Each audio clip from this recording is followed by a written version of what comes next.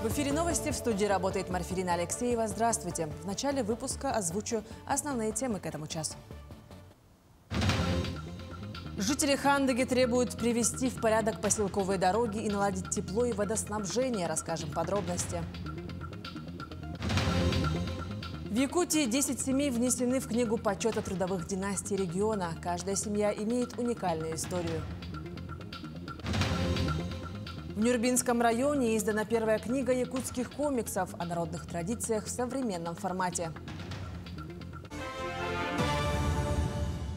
Кадровая программа «Якутия. Земля героев» станет долгосрочным проектом. В июне этого года будут названы имена первых 25 участников СВО, которые начнут очное обучение. Стратегический проект инициировал глава Якутии и рассчитан на несколько лет. На данный момент 293 кандидата вышли на финишную прямую отбора, проходя очные и онлайн-собеседования, которые продлятся до 8 мая. Все, кто не войдет в состав победителей, смогут пройти обучающие онлайн-курсы и попробовать себя снова на следующих потоках программы. Оперативный штаб Якутии продолжает доставлять дополнительное обеспечение для участников СВО. Резиденты территории опережающего развития «Патриотическая» работают над производством квадроциклов «Сокол», электромотоциклов «Темир» и квадрокоптеров «Камикадзе» для передачи воинским формированиям. С открытием паромной переправы весь собранный груз, техника, адресные посылки и помощь от предприятий отправятся в опорные пункты. А к 80-летию Великой Победы военнослужащие получат продуктовые наборы из родной республики. Также на прошлой неделе были направлены продуктовые наборы нашим военнослужащим ко Дню Победы, которые находятся в госпиталях города Москвы, Санкт-Петербург, Владивосток, Ростов-на-Дону, Курска. Оперативный штаб выражает глубокую благодарность неравнодушным гражданам. Мы понимаем, что каждый вклад, будь то моральный или материальный, имеет огромное значение для поддержания боевого духа наших военнослужащих. В Табалахской школе Верхоянского района открыли стенд памяти Егора Слепцова, погибшего в ходе СВО на Украине. На открытии присутствовали отец солдата, его сыновья и дочь, школьники и учителя. Все знали Егора как доброго, отзывчивого человека, всегда готового прийти на помощь. Право внести флаг Российской Федерации и флаг отряда Егора Слепцова было предоставлено командиру военного патриотического клуба «Тайфун» Гриану Горохову и Эрсану Прудецкому. Егор Слепцов погиб в бою. За героическое служение Отечеству был удостоен ордена Мужества посмертно. В Хандыге состоялось собрание по жалобам жителей на плохое состояние внутрипоселковых дорог. Узнаем подробности. В своем обращении хандыгчане потребовали провести разбирательство по факту ненадлежащего качества дорожного покрытия, из-за чего снижается безопасность движения, не выдерживает повышенной ударной нагрузки автомобили, что приводит к поломкам и дорогостоящим ремонтам.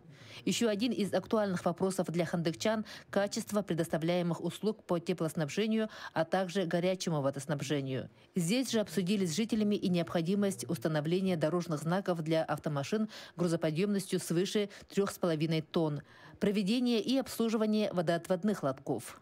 Но сегодня я считаю, что у нас очень прошла очень хорошая встреча. Были вопросы, были предложения, которые мы надеемся, что администрация поселка Хандыга будет принята. И решили, что все-таки мы, для того, чтобы у нас в поселке было хорошо, мы должны все вместе взяться и помогать, потому что одна администрация вряд ли что-то сможет. Глава поселка Петр Новгородов отметил, что по внутрипоселковым автомобильным дорогам с мая начнется ямочный ремонт асфальтового покрытия способом бетонирования. Будут отсыпаны и выровнены проблемные участки. В настоящее время проводится грейдирование улиц, планируется ремонт тротуаров.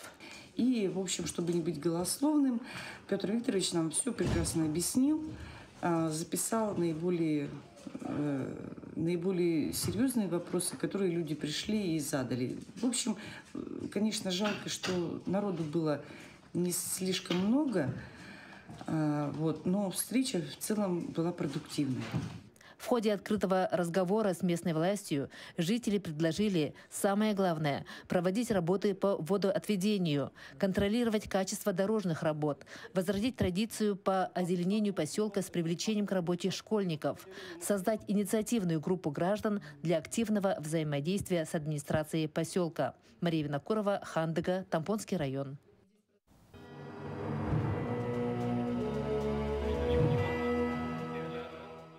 В Якутии 10 семей внесены в книгу почета трудовых династий региона. Каждая из них имеет свою уникальную историю, о которых расскажет Даяна Федорова. 10 многопоколенных семей республики с честью вошли в книгу почета республики. Работа в одной отрасли является для них уже традицией. В семье Кычкиных 4 детей, которые пошли по стопам родителей, стали медиками. Продолжают традиции не только дети, но и 5 внуков. Родители вот до сих пор радуются за нас, что мы все посвятили, все дети 4 нас посвятили медицине. Это гордость, радость. Я работаю уже 37 лет. Сейчас идет перспектива технологий, очень много современных методов исследования. Каждая история этих семей интересная и необычная. Династия Соиных образовалась в далеких 1700-х годах. Они всю жизнь трудились в лесной отрасли. Фамилия Соиных-то, она произошла от птички лесной, сойки. Так как она самая такая красивая и самая такая шустрая в лесу, поэтому и вот ее фамилия подтверждает династия Соиных. Как подчеркнул Георгий Степанов, каждая семья внесла значительный вклад в развитие родной республики. Династии Рожиных более 500 лет трудовой деятельности в сфере медицины. Выражаем большую благодарность за то, что оценили наш труд, нашей бабушки, да, во-первых, наших старших поколения, да, наших родителей.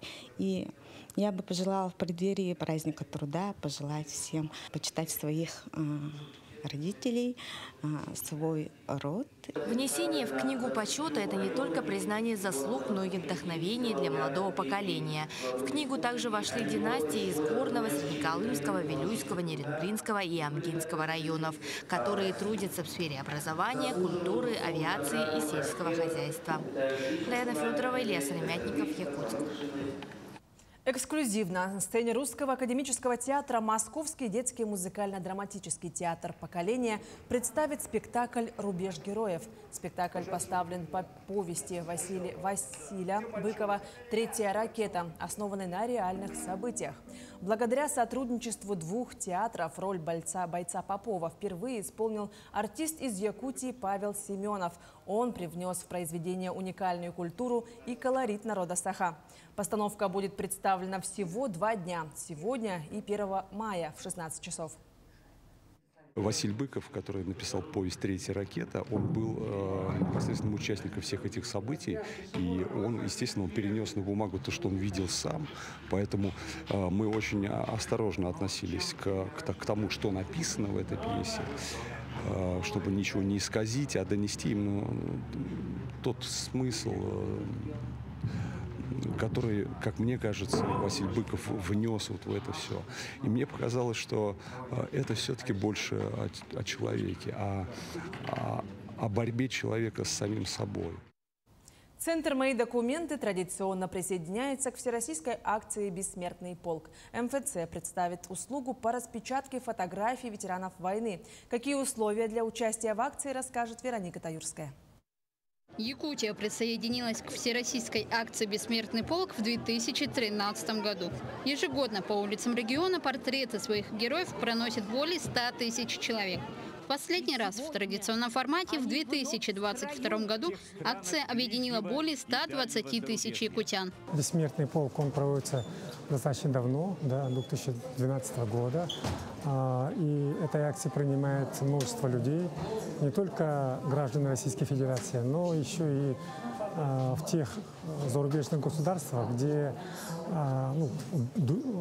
согласны с нами и хотят быть вместе. Помимо традиционного шествия, в этом году «Бессмертный полк» имеет несколько вариантов для участия, в том числе и размещение портрета героя на сайте polk.rf.ru. И это еще не все. Мы приглашаем к участию в таких форматах, как «Бессмертный полк» на служебной машине, на личном автотранспорте, на общественном автотранспорте, там, где возможно, на воздушных судах, на водном транспорте, да, и, конечно, это в социальных сетях. Анна Сыромятникова и Таисия Попова принимают участие в акции не в первый раз. Их родственник был первым, кто отправился воевать из своего села Танда в Усть-Алданском районе. Как рассказали участницы акции, они очень горды своим героем. Память о нем будет всегда, его подвиг мы помним. Он был кавалеристом, все мы его очень любим и помним, хотя мы его лично не знали, но наша это родная кровь. Многофункциональный центр «Мои документы» ежегодно принимает участие в акции «Бессмертный полк». В этом году сотрудники помогают бесплатно распечатать фотографии героев для традиционного шествия. Как отмечают сотрудники, с первого дня акции уже было распечатано более 100 портретов. Чтобы принять участие, нужно обратиться в главной офис МФЦ по адресу Амосова, 18 до 7 мая. По графику работы с 9 до 18 часов с перерывом на обед с 13 до 14, 33 окно. Обратите внимание, прием фотографий осуществляется только в цифровом формате. В целях безопасности флеш-носители не принимаются. В этом году «Бессмертный полк» пройдет традиционно 9 мая по улице Хабарова. Для безопасности граждан на прилегающих улицах будут установлены КПП и посты ГАИ. Сбор участников колонны состоится с 11 утра. Вероника Таюрская, Надежда Кузнецова, Владимир Павлов, Якутск. В Нюрбинском районе издана первая книга комиксов «Нирбакан Тюэлюнойюн, Нюрба Кюэлю Тюгэри». Эта книга представляет собой удивительное сочетание традиций народного творчества и современных форм визуализации истории через комикс-формат. Автором и идейным вдохновителем оригинальной книги комиксов является главный редактор газеты «Нюрба Агни Нюрбы» Лена Петрова. Книга увидела свет благодаря успешной заявке на конкурс грантов главы республики. Иллюстратор и преподаватель школы искусств Марианна Михайлова и дочь автора книги Кюней Петрова.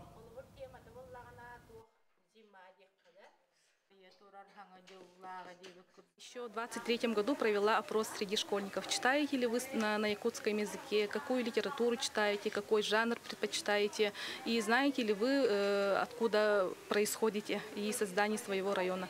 И, к сожалению, большинство детей не знали. Когда узнала, что вот есть грант Илдархана поддержки гражданских инициатив, решила участвовать. Не в виде книги, а в виде комикса. И мне кажется, иллюстрация как раз попала вот для детей школьного возраста. И читабельно, и интересно, и познавательно. К этому часу это все актуальные события. Еще больше новостей мы расскажем на канале Якутия 24 в 20 часов.